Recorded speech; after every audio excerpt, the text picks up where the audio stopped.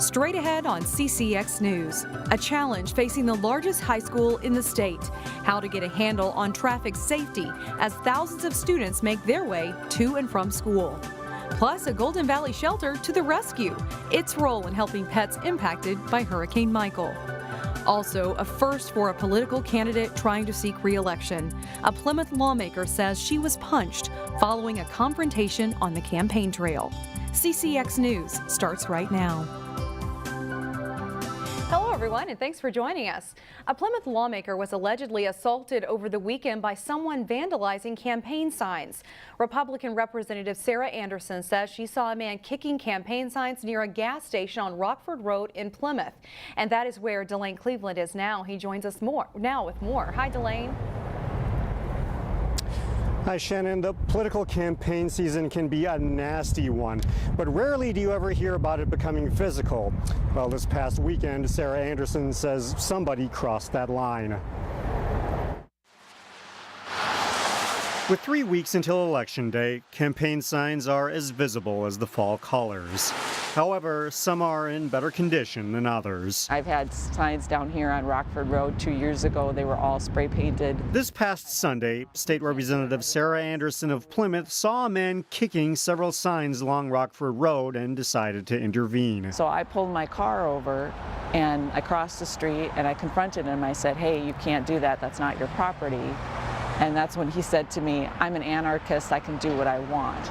And I said, "No, you can't do that." I said, "It's not your property, you can't do that." Anderson says the man then charged at her and backed her into the street. And he said to me, "Why don't you go kill yourself?" I had to step off onto the Rockford Road, and then I just got out of there. I went back across the street, got back in my car, and I thought I had gotten a photograph of him, and I hadn't. It was at that point that Anderson drove to a nearby gas station, which was in the direction where he was headed. She snapped this photograph of him as he approached, but Anderson wasn't prepared for what happened next. He sees me, and he says, "Just leave me the expletive alone," and comes running at me. So I get into my car. I had my little car, and I couldn't get the door shut fast enough. And so he got in between my door and then me sitting in the car. As she was in the process of leaving, the man punched her in the arm. Anderson sent us this photograph of the bruise on her arm. I've never been more scared in my life, and being punched like I've never been punched in my life. It's just unreal. It was a shocking moment for the woman who served in the state legislature since 2006, but she says she's not going to be intimidated. We got to stop this. People have got to stop treating people that way just because they don't agree with their views. It's just ridiculous. The Plymouth Police Department says they have identified a suspect, but the investigation is still ongoing and no charges have been filed yet. Meanwhile, I reached out to Anderson's opponent, Ginny Cleavorn. She called it an unfortunate situation and said that she does not condone violence of any sort. Reporting live in Plymouth, Delane Cleveland, CCX News. All right, thank you, Delane. The largest high school in the state is trying to find ways to cut down on crashes and congestion.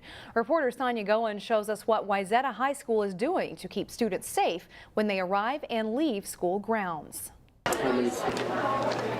This school year, Wayzata High School has the largest student population in the history of the school. We currently have just over 3,500 students enrolled 9 through 12. As you can imagine, getting all those students safely to and from school can be challenging.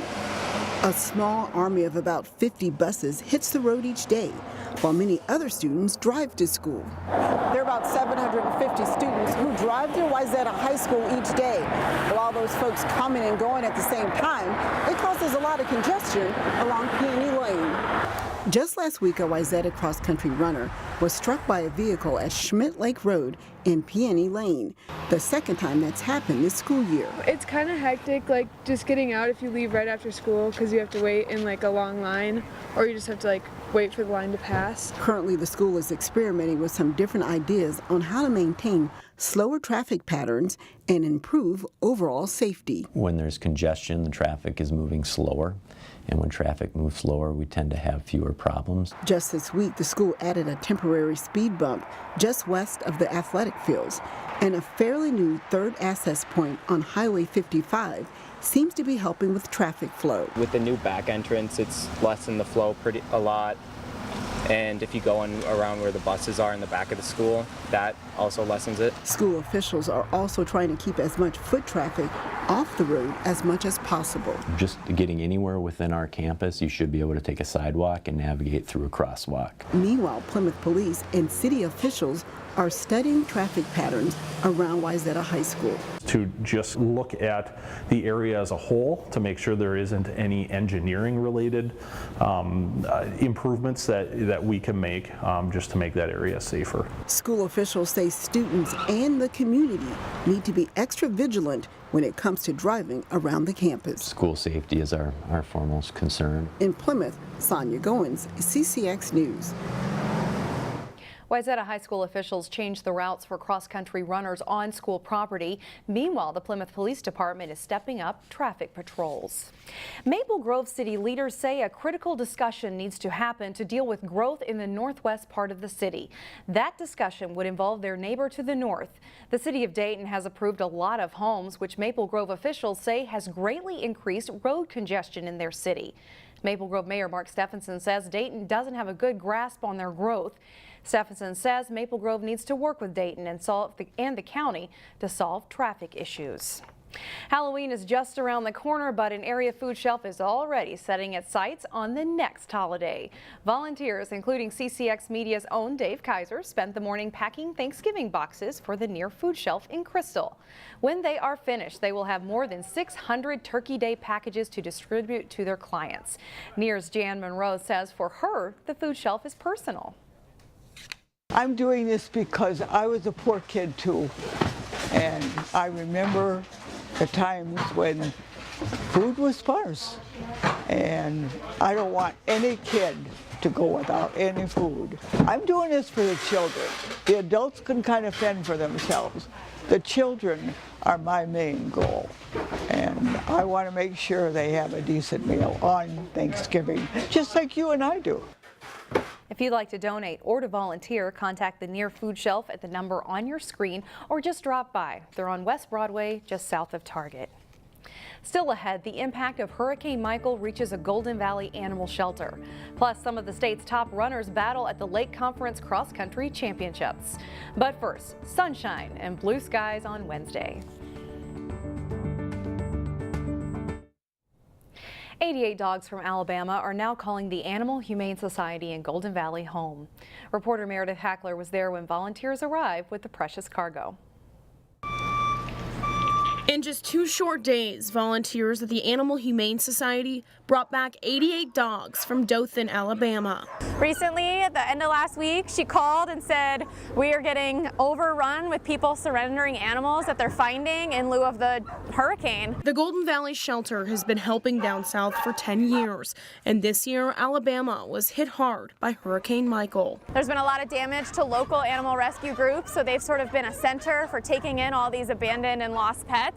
We're taking animals that were already available for adoption, bringing them here so that we can make room for those displaced pets down there. Then nobody's pet ends up in Minnesota. While the amount of animals they took was helpful, the shelter in Alabama is still overcrowded. The last I spoke to the coordinator at our partner shelter, they've got animals in their lobby, they've got animals in kennels in the hallway, they have animals doubled, even tripled in runs. The Animal Humane Society already has 100 animals from Minnesota that are in need of homes. However, they felt it was their duty to step up and help. It's tough because, of course, we want the animals that are currently in Minnesota to be getting adopted and getting those homes, but animals don't see state borders, and I think they all need this chance. And while they feel they were better prepared this time around, this was more proactive, whereas Harvey, it was sort of picking up the pieces and just figuring out how next time we can be more available. So leading up to this hurricane, we've just been deciding, okay, if we needed to take in 80 animals tomorrow, how are we going to do it and when? They won't be able to take in any more animals unless the community steps up and adopts. In Golden Valley, Meredith Hackler, CCX News. All of the animals are vaccinated and behavior tested before they are put on the adoption floor. Some of the dogs will be up for adoption as early as this weekend. Still ahead, helping to preserve a piece of Robbinsdale history. But first, we get set for the last week of the regular season in prep football. John Jacobson has that story in next. The Lake Conference cross-country meet scheduled for last week was postponed until Monday. Runners found much better weather conditions and on the rescheduled date. And the girls hit the course first this day. Wayzata junior Emma Atkinson continues her strong season. She wins comfortably with a time of 17 minutes, 58.8 seconds. Wayzata 8th grader Abby Nekanicki gives it all, and she ends up in 3rd place. Rin Paulson comes in 6th for the Trojans as they take the team title. In the boys' race, Edina was the favorite, and Max Manley is the winner for the Hornets, with Wayzata's Andrew Brandt close behind for 2nd place. Manley's winning time 15:26.4. Hopkins senior Eli Haft runs well. He takes 3rd place. Cam Arkenstein and Luke Malley finish 8-9 for Wayzata as the Trojan boys are also team champions. As we check the team scores, starting with the girls, it's a close battle. Wayzata edges Edina by 4 points. The Hornets are followed by Eden Prairie, Minnetonka, and Hopkins. And on the boys' side, 2nd-ranked Wayzata beats out number 1 Edina for 1st place with 42 team points. Eden Prairie, Hopkins, and Minnetonka are 3, 4, and 5. The regular season ends Wednesday night in high school football. Here's a look at the Week 8 matchups involving our area teams. Champlin Park looks to finish with a 6-2 record as they host Tutino Grace in a game you can watch live here on CCX. In other games, Maple Grove tries to break a 4-game losing streak. They host 4-3 Wayzata. Also, Osseo is home to play St. Michael Albertville. Armstrong hosts Chaska. Park Center travels east to play Tartan. Hopkins finishes the regular season at home against Coon Rapids. Cooper will look to go unbeaten again this year. The Hawks are at Irondale. Benilde St. Margaret's is at Jefferson. Breck hosts Humboldt. Brooklyn Center goes for its 2nd straight win. The Centaurs are at Como Park. And Providence Academy plays a good Fridley team at Fridley. That game is a 6 o'clock start. Wayzata defeated Armstrong to win the team title at the Section 5AA Girls Team Tennis Tournament last week. Spots in the state singles and doubles tournament are on the line this week. The singles championship goes to Armstrong's Nicole Snezko. She beat Zoe Atkins of Maple Grove in a 3-set battle for the title. Atkins then beat Wayzata's Miriam Steinman in the true 2nd match to advance to state. In the doubles final, it's Maria Schultz and Victoria Epstein of Maple Grove defeating Lauren Lowe and Natalie Epstein of Wayzata. Lowe and Epstein then lost to a team from St. Michael Albertville in the true 2nd match. In Section 6AA, Maddie Sook and Rachel Kelly of Hopkins won the doubles title. The Wayzata girls soccer team will shoot for a spot in the state tournament when they play for the Section 6AA title Tuesday night. On this week's Sports Jam show on CCX, Jason Melillo profiles the Trojans' Lily Gilbertson and Madison Lowe. After being a top attacker last year, Gilbertson moved to midfielder this fall, where the Trojans were thin going into the season. It's just different for me because I'm not looking to score as much. I'm looking to distribute and do other things. But I don't know, we have such amazing forwards, and the other center mids that we have are also super strong. So it's been really fun, and it's been a challenge, but I think at this point I'm just excited to continue doing what we've been doing as a team. With much of the team in flux throughout the fall, the Trojans have been solid at goalie, where senior Maddie Lowe is in her 2nd season as the starter.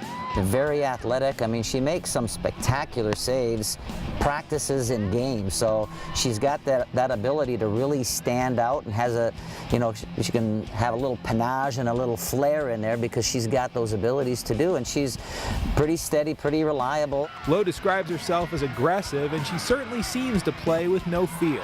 I think that's just kind of how I've been trained. I've dealt with some injuries. I had 27 stitches because I got cleated one time, so I think after I had that, nothing's really phasing me anymore. Everything's I know just that's a style that works for me, and that's just how I play. And you can watch the rest of that story and more this week on Sports Jam. It's on through Wednesday at 3:30, 6:30, and 9:30 p.m. on CCX1 and online at ccxmedia.org. Plenty of section soccer around the area tonight. We'll have highlights Wednesday starting at 4 here on CCX News. Shannon, back to you. All right, thanks, John. In Local Vote 2018, there are 2 candidates for sheriff on the ballot. Sheriff Rich Stanek is running for a 4th term against Metro Transit Police Sergeant Dave Hutchison. Hello, I'm Dave Hutch, DFL endorsed candidate for Hennepin County Sheriff. I've been a police officer and sergeant for 15 years. I'm running for sheriff because I believe that our elected sheriff should have a vision of public safety that includes everyone, no matter where they're from or what they look like. I believe in transparency, responsiveness, and open communication. As sheriff, I'll require crisis intervention and de-escalating training, protect the safety of Hennepin County's immigrant and native communities, rethink how the sheriff's office interacts with ICE, provide mentally ill individuals with the treatment and services needed to stay out of jail.